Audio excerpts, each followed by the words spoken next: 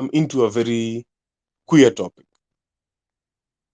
I don't know how this may sound to the ears of other people, but I feel like it's quite an unusual topic that uh it's not common. I mean, most common topics that guys come here on spaces with relationships, women, sex, and everything. But today I'm so much into the gospel culture of Kenya. You know, the gospel culture of Kenya is terribly failing. Um, I can honestly say I'm not like a number one fan of gospel music because I rarely listen to that type of music. So the reason why I'm saying it's failing is because we are having a lot of people recede back from the gospel music, from church, from all this. I mean, I'm at a point where I feel like religion is being compromised. Religion is being drawn back to a point where people need to be taught more about religion so that they get interested about it. As much as we have a lot of people in churches right now, we have a lot of families who are so much invested in religious activities. Like I remember when I was a kid, we could never miss going to church.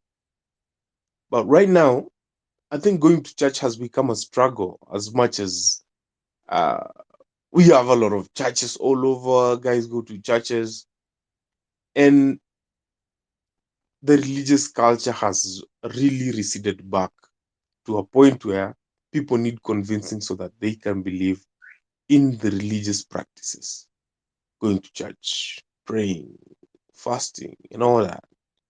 I mean, most people don't really buy that, the idea of fasting. Most people don't really buy most ideas that the church tries to sell to the congregation.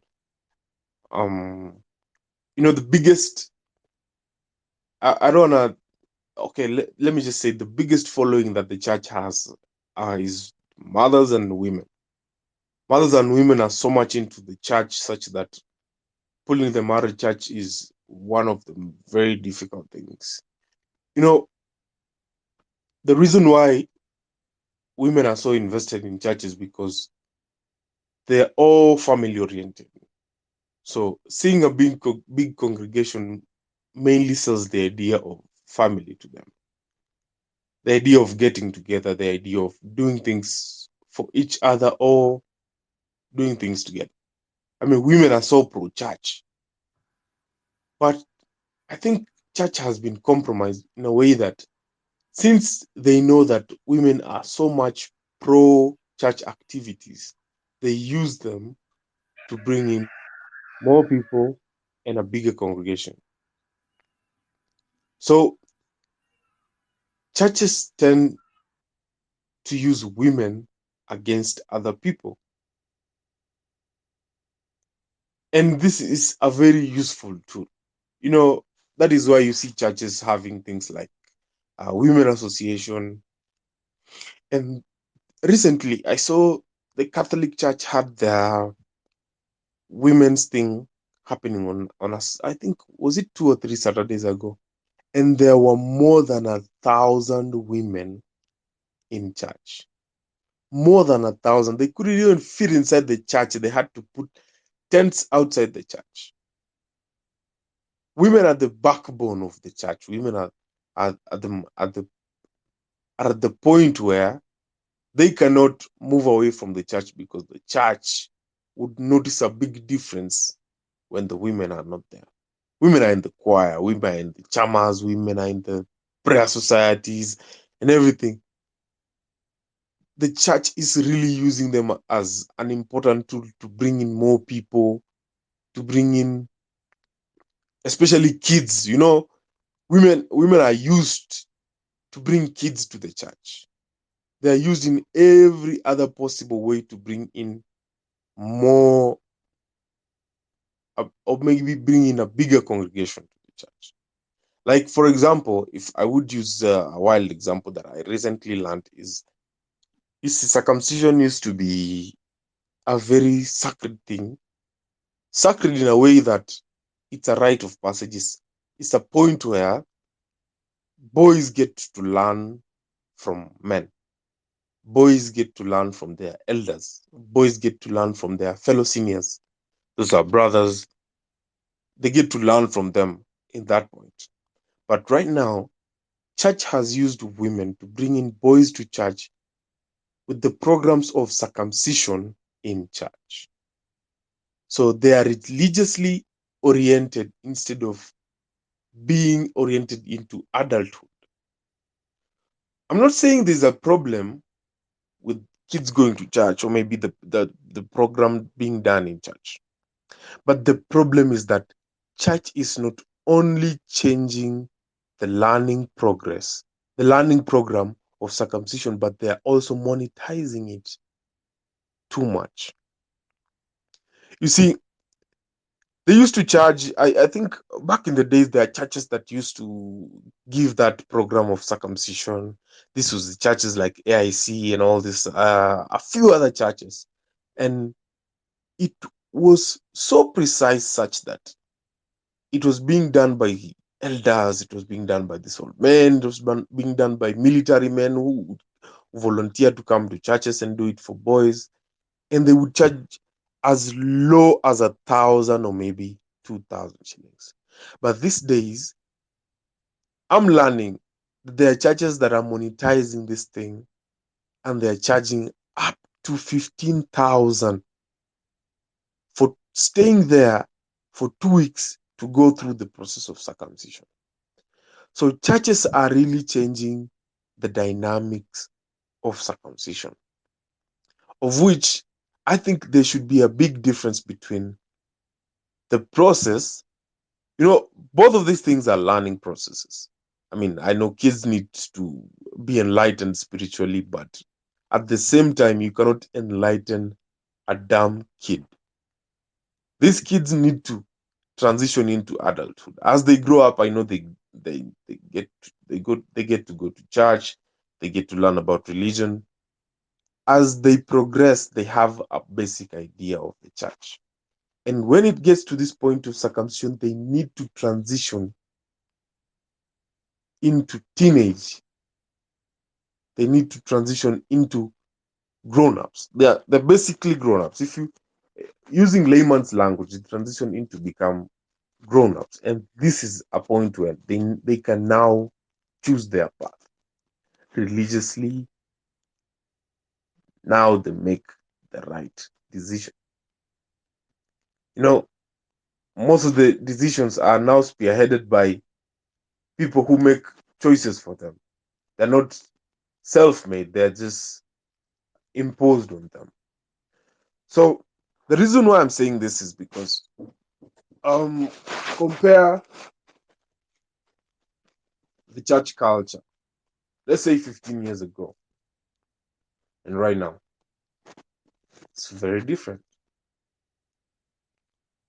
The church culture has really changed because it's a tax-free business. The reason why I'm going to call it a business is because very many people are getting into it with the intention of monetizing every single chance they get to bring people together. Imagine someone who can congregate 50 people on a Sunday, and each of these 50 people are in church and they are willing to give money.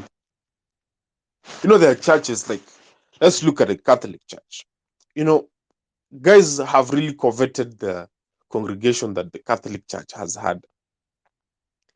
They see Catholic Church has very many people. We find a Catholic Church has three or maybe even four different services, and all these services are full to the brim. Not less than maybe 100 people in every service. These are 400 people who visit the Catholic Church every fucking Sunday. And the funny thing, these days they've added an evening service. So what has happened is that these other small churches, or maybe these other small opportunists who've learned philosophy have coveted the population that the Catholic Church possesses. And now they've come up with these two tiny churches, not with the intention of spreading the gospel, but monetizing everything that they give to these congregations. And it's funny how these days you just see someone outside, just walk around your hood and you'll notice there's just on a Sunday, there's always a new guy outside in the open field with a speakerphone, with a big speaker and microphone, and then they're just preaching. 2 weeks later, they have about 5 10 people. The other week he'll bring in plastic chairs for these people. The other week he'll bring in a tent, and then you see now he has about 20 to 30 people. When he gets to about 50 people and he gets to maintain them for a period of about 2 or 3 months, then he would introduce the idea of now we need to get a temporary structure of a mabati, and then we get in and then we call it our church and give it a name. Then it becomes the finger of God, the ministries of, so I don't know. They would just give this. They would get crazy biblical names and put them up there just to pull masses. I mean, church names are, it's a big thing. It's a big thing, especially to draw a lot of people to become your congregation. And sooner or later, they have a big crowd of about 50 people, and half of these 50 people will bring in good money. You see, they've already been monetized. And funny thing, you'll find that wherever they've built, it's a borrowed space. They would just go to a small playing field.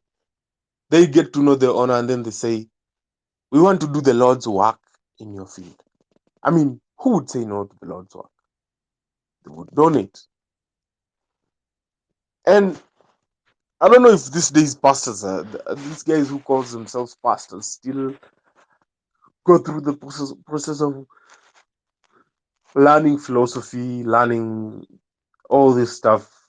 I know that the Catholic Church has a quite strict procedure before you become a priest, because it takes a long time. It takes about 7 years for you to become a priest, and they get to learn, they get to practice, they get to associate with a lot of other church programs.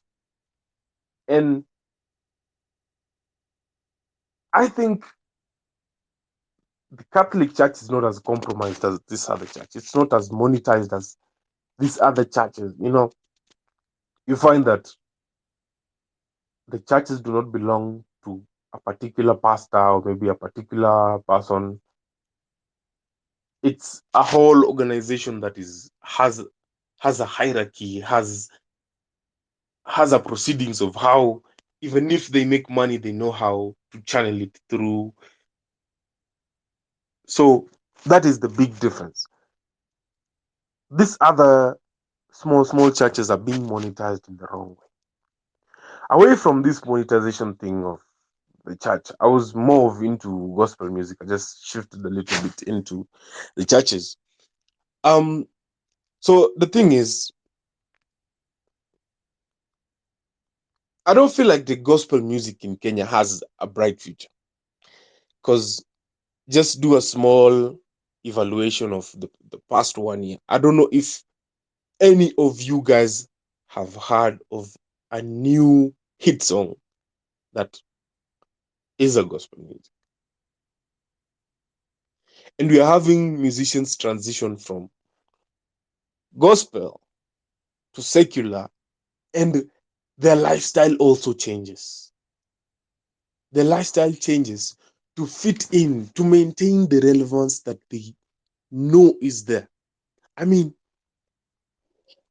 as much as I've used this guy as an example before, I'm still going to use him as another example. As an example again, rather. I mean, let's look at someone like Bahati. What really brought me to speak about this was him. And yesterday I was seeing a post on Passion where he was in a studio. I mean, I'm not judging him in any way. this is just an opinion.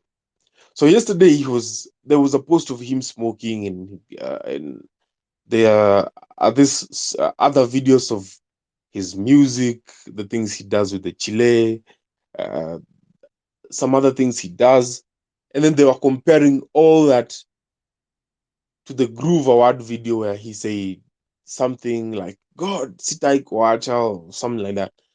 So, and I was thinking,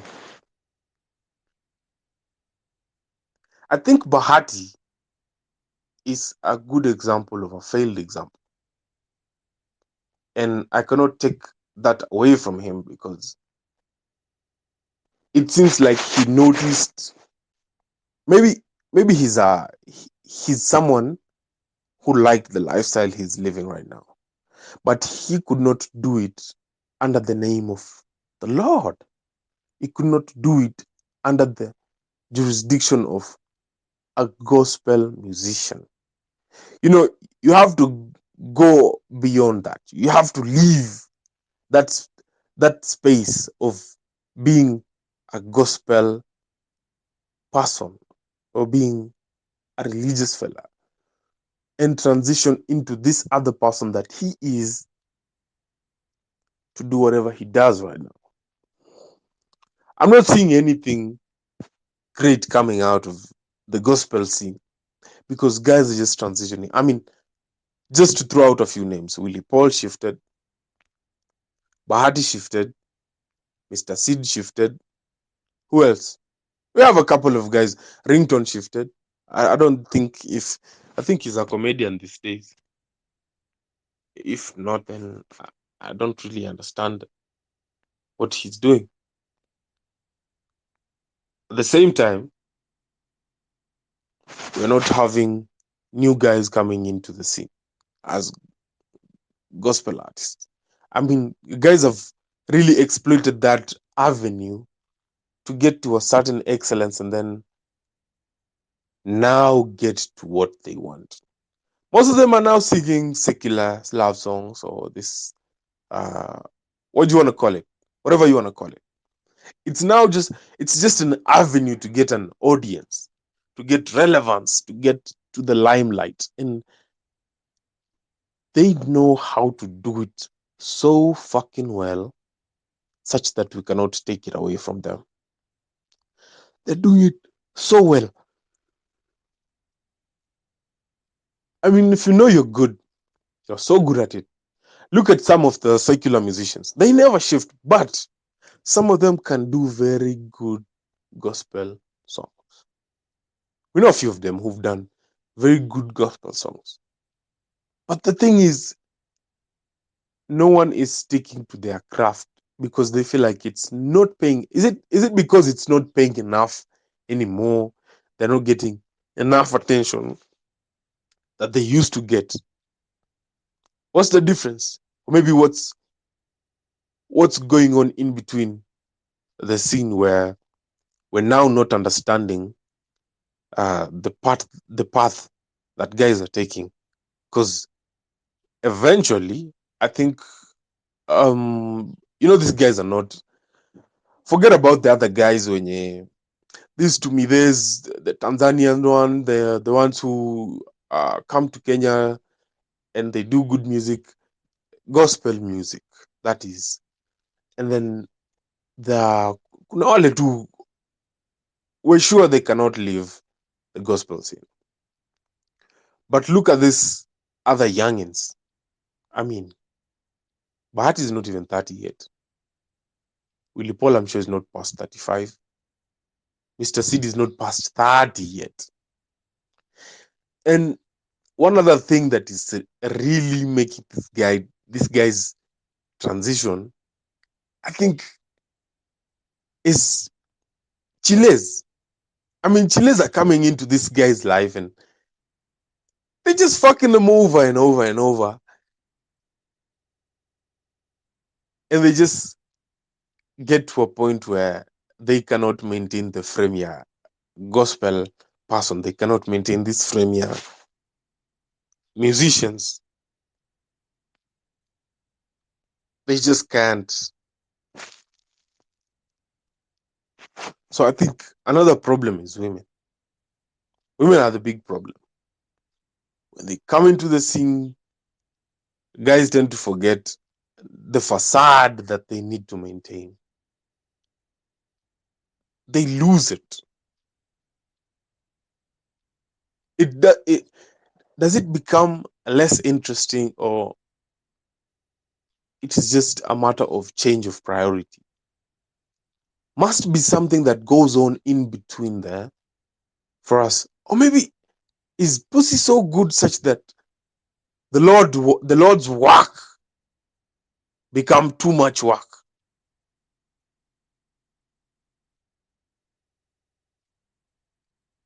Because all these guys when bitches came in, they all shifted. They all went. Now we get to see what really brought them to the limelight. And funny thing, look at their gospel music and their secular music that they've done. The secular music are still doing better than the other ones. I mean, Size 8 is one of the ones who shifted from secular to gospel, and now she's become a pastor. I think she was ordained into a bishop. I don't know. I don't know. How do you guys feel like women who minister? Um, I'm not. I'm not really informed about women who minister, but it's not an idea that I'm willing to buy. Women who minister, really? I think there are big shot female ministers in Kenya. Uh, Look at the Natasha. Look at the what is it called? This JCC. JCC is one of the big time churches we have in Kenya, and they make crazy money. I heard that their offerings are taken by the G4S every Sunday. You can imagine, for you to hire a private security firm to come and escort your offerings on a Sunday. Blood, what kind of money do you think these guys make from offerings, so that they can offer, so that they can acquire private security firms to come and escort their money? And then the reason why I'm saying female ministers are ridiculous is because um you remember there's a video of a lady who was teaching men and women how to have sex in church, and he was teaching them about this, some style called Gaspoon. I don't know if you guys have heard about that, or maybe you've seen that video. So I mean, it's ridiculous. Sometimes they lose the sense of ministering, and now they start giving a different message that is not necessary. I mean, I've never heard of a pastor who's doing the same. As much as we have that, we also have this crazy thing that pastors do. I don't know. Could it be true? Let's look at someone like Pastor Nganga. You see, Pastor Nganga is one of a very interesting character, because Ujama, he claims, anatibu majini, he's an exorcist. If he can exorcise demons, if he can heal the weak, sometimes you see they're doing this crazy shit. There's someone who's so fucking sick, has been brought to church, and then they pray. If they had kidney failure, and then boom, no more kidney failure anymore. Or maybe they bring someone who's crippled, they're in crutches, or maybe a wheelchair, and then they pray, and then boom, no more crutches. I had someone challenge all these miracle performing pastors to go to hospitals and just do a massive prayer in there. And at the end of the day, let everyone who's been admitted leave. Let everyone who's been sick in the home. Or maybe are they going to bring the thing of, we are healing by faith, not just masses. You might be healing someone who doesn't want to heal. What are you saying? I know everyone who's sick would want to heal. Everyone who's sick uh, always prays to God to get feel better. If they can do the healing, why do they not go to these churches? I mean, if you've seen in the recent past that they've now come with crazy healing ministries. Like there was the other pastor who was kissing the chick, and he was saying that this chick has a demonic in the stomach, so she was kissing the chile to exorcise the demons. There was this other pastor who was throwing oranges to people, and these oranges seemed to have a magical thing, and then they came up with this crazy story of this family. So this guy threw an orange to some guy, and then this guy started jumping like crazy, jumping and falling and rolling and doing everything. And when this guy could tell the story why he was doing that, he said something got into him. That is why he started doing that. And the reason why that happened is because they buried their brother or maybe stepbrother on top of their father. Like they dug a grave where they had already buried someone and buried someone else on top of another coffin. So, and this confession was not even done by the guy himself. It was done by the minister, the man of God. He calls himself the man of God, the man of God. I mean, I don't know, but in general, to be very, very, very honest, church has been compromised terribly. Church is being dragged in a different path in this day and age, and that is why we see church is struggling to maintain the people they've had, because it's more difficult to bring in new congregants. That that is one big problem that the church is facing in this current era. And my only problem is, okay, my only problem with church is how guys are now monetizing it. I mean, just look around at in your hood. I, I'm sure you'll notice about maybe 4 or 5 churches, and then give it a month, you'll see a new church, because there's someone who's seen. I mean, these guys, they take chances. They are good analysts. They notice when there's no more space in churches. Like I know of a church from my home. So there's this one church that used to be owned by 2 different people. So a dispute arose between the two, and then they could not work together anymore. So what this guy did, this guy leased the land just opposite the same church, build up a temporary structure, bati, put in a few chairs, bought a sound system, started preaching, and this guy took more than half of the congregation that used to be there. And with people from the neighborhood seeing there's a new church, a lot of people went to the new church. I mean, who would want to go to a new church? Sounds like a new beginning. New churches are used, they're, they're used in a bad way, because I mean, some guys are like, it's a new beginning. It's an uh, gives the impression of new beginnings and all that. So they kind of have a head start, because guys would always want to try something new. That is why you see gospel musicians want to try something new. They want to try secular music. Anyway,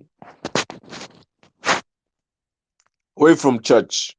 I mean, we have pretty much had enough uh, about church. It's on Saturday. It's a new month.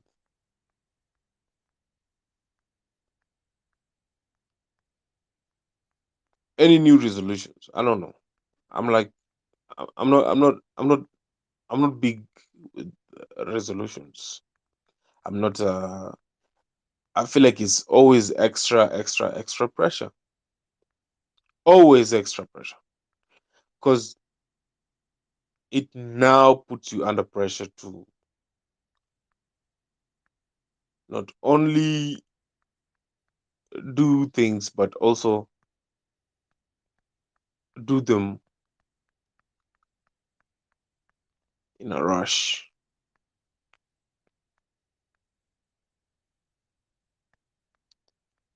I don't have much today, man. I think I've pretty much explored the whole church thing. I'm just trying to scroll here on Twitter and see if there's anything new, any updates, anything trending.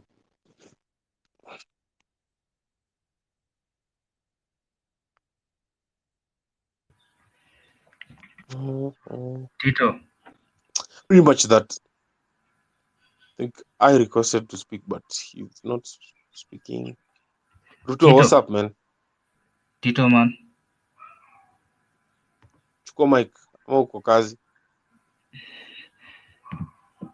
Mr. I. Yeah, what's up, Tito? Tito, hello. Can you hear me? Okay. Anyway, I'm not noticing anything Tito, new on Twitter can you hear apart me? from Veracidika dumping the dude. Hey, Tito, Yeah, sure. Okay, anyway. Tito. YOLO, I was given a meme of getting late to work, so I'm not going to take that risk anymore. Yo, This days I start the space early as 6:30, and I Tito. try and end it at 7:45. That's about an hour, 15 minutes of doing a very amazing space. Had brilliant discussion. I mean, I'm glad to have all of you guys here. Happy to see Bad Dog. Kama kawaida, tulisema we are after monetization right now. Ruto, kama K, Mr. I, and me. I've seen Neil, I've seen Kisaka, I've seen Medrin. Um, Big shout out to everybody who joined the space, and I appreciate you guys joining my space. This has been a proud production of Tito himself.